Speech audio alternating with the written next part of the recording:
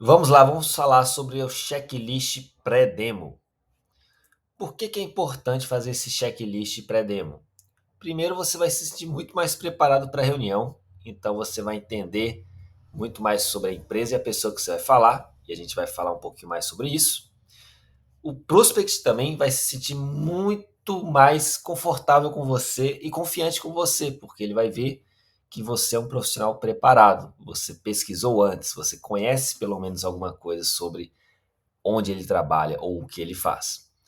E também você já vai poder imaginar o porquê ele te buscou, ou então o porquê ele topou esse papo contigo, que a gente também vai falar sobre isso. Então a gente vai abordar dois tipos de checklist sobre o negócio. Então, o primeiro vai ser sobre a empresa e o segundo checklist vai ser sobre a pessoa.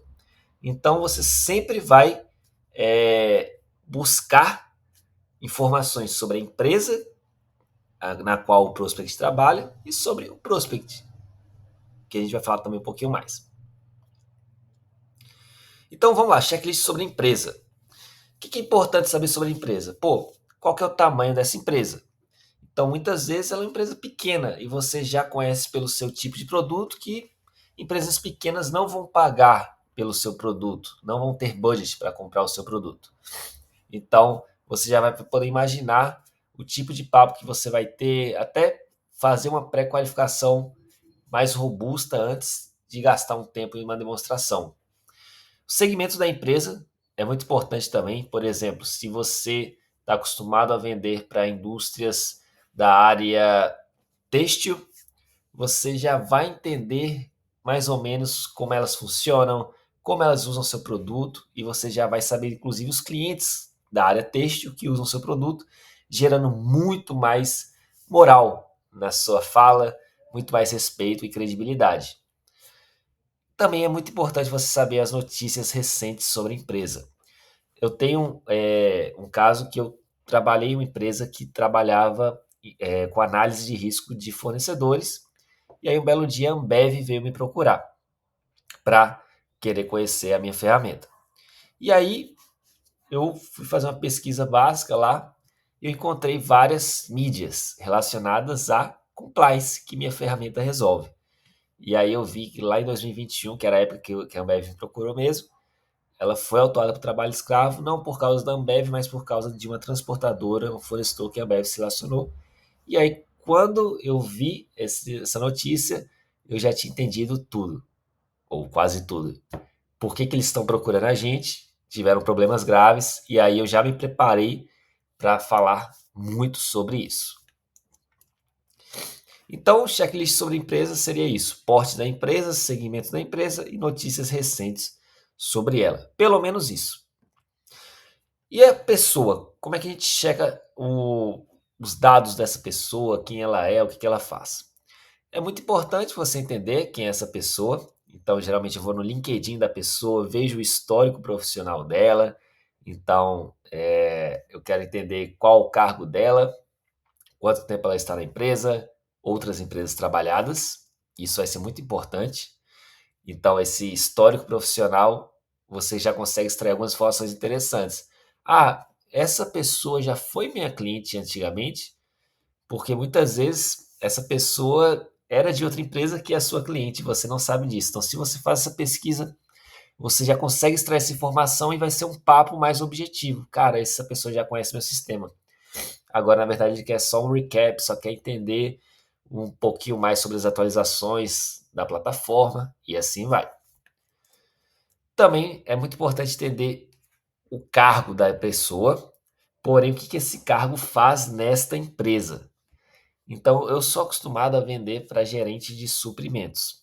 Porém, em cada tipo de empresa, o gerente de suprimentos pode ter funções muito diferentes. Funções mais corporativas, funções mais produtivas, funções mais estratégicas. Então, o que eu aconselho vocês? Quando você tiver em dúvida o que o cargo dessa pessoa nessa empresa faz, busque vagas para gerente de suprimentos na Coca-Cola.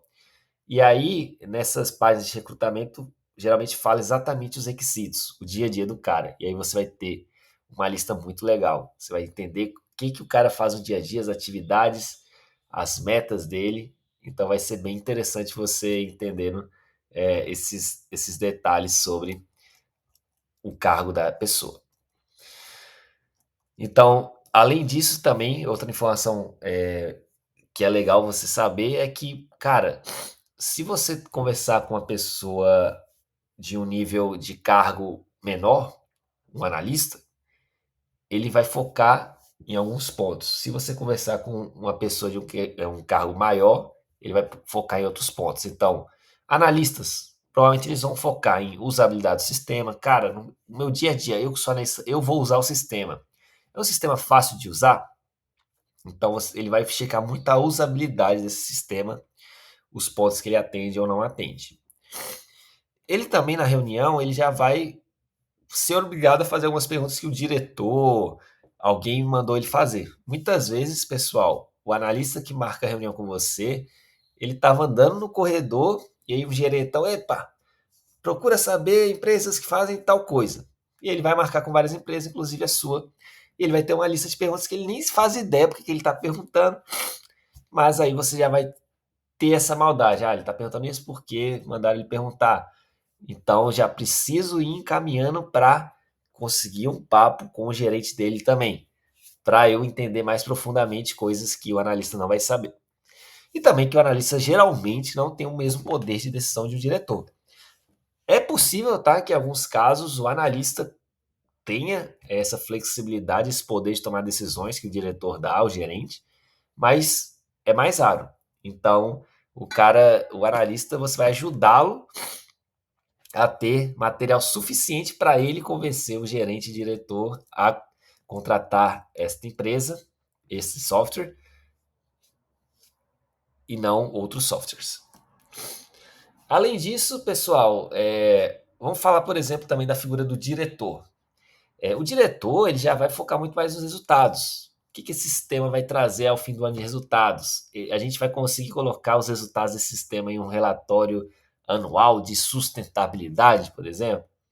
Então, o diretor não está focado em usabilidade, ele está focado no, nos resultados do ano, resultados gerenciais. O diretor também, ele geralmente vai disponibilizar uma agenda muito menor, com muito menos tempo, então você vai ter que ser muito objetivo nesse papo.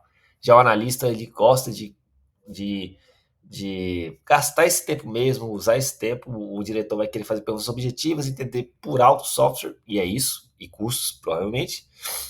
E também ele vai ter muito mais liberdade nas perguntas, então é possível que o diretor, geralmente o diretor, na verdade, ele vai fazer perguntas que você não espera. Vai fazer, mas de onde vocês surgiram? Cara, fiquei curioso. Você é fundador da empresa? Quantos funcionários tem? Ele vai fazer perguntas diferentes que o analista faz. O analista vai querer saber muito mais sobre as features, habilidades, configurações, e o diretor vai fazer perguntas diferentes.